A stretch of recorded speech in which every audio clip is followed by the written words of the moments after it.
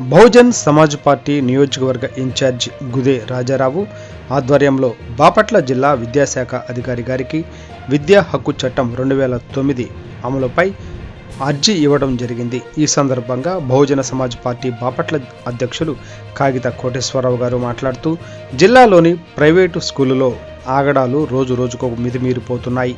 తల్లిదండ్రుల దగ్గర అధిక ఫీజు వసూలు చేస్తూ పుస్తకాలు, బ్యాగులు అని రకరకాల సాకులతో అధిక ఫీజులు వసూలు చేస్తున్న ప్రైవేటు స్కూలుపై ఉక్కుపాదం మోపాలని డిస్ట్రిక్ట్ ఎడ్యుకేషన్ ఆఫీసర్ గారితో చెప్పడం జరిగింది.